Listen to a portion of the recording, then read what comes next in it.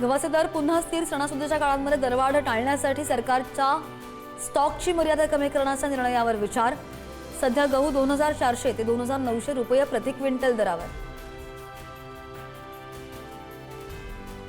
परभणी जिल्ह्यामध्ये ऑगस्ट महिन्यामधील अतिवृष्टीचा परभणी, सोनपेठ, पालम, पूर्णा या तालुक्यांमधील शेतीला फटका. 90,483 हेक्टरवरील पिकांचं 33% अधिक नुकसान. राज्यामधील बाजारामध्ये मागील काही दिवसांपासून पुन्हा गवारीची आवक घटली, मात्र मागणी वाढलेली आहे. दर टिकून गवारीला बाजारामध्ये प्रति क्विंटल सरासरी 5,000 ते 6,000 रुपयांचा दर. बाजारामधील टोमॅटोची आवक वाढली आणि त्यामुळे दरामध्ये सुद्धा काहीसे चढ उतार. नाशिक, पुणे जिल्ह्यात आवक जास्त. सध्या टोमॅटोला बाजारामध्ये प्रति क्विंटल सरासरी गुणवत्तेनुसार 1,000 ते 1,500 रुपयांचा दर. बाजारामध्ये सध्या सोयाबीनची आवक कमी, तरी सुद्धा दर असमाधानकारक. प्रक्रिया प्लांट्सकडून सोयाबीन खरेदीचे दर 100 ते 150 रुपयांनी कमी. बाजार समित्यांमधील दर 4,000 ते 4,200 रुपयांच्या दरम्यान.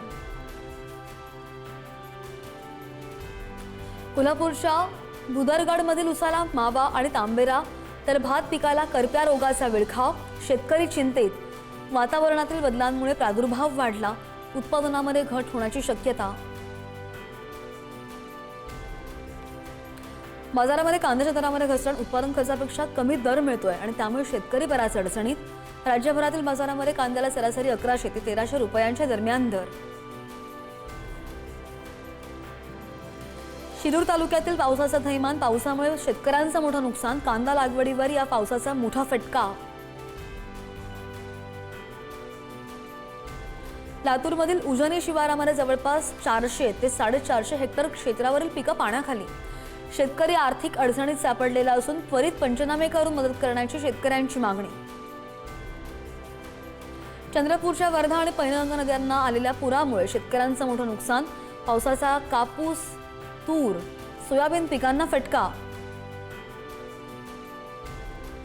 शासनाकडून तेलबिया पिकांना प्रोत्साहन देण्यात येत असल्याने शेतकऱ्यांचा सूर्यफूल लागवडीकडे कल.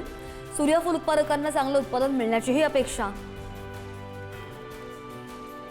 विक्रमी उत्पन्न आणि घटलेली निर्यात यामुळे बाजारपेठांमध्ये हिरव्या मिरचीची मोठी आवक वाढल्यामुळे हिरव्या मिरचीचे दर कोसळले. मिरचीला 10 ते 40 रुपये किलोचा दर.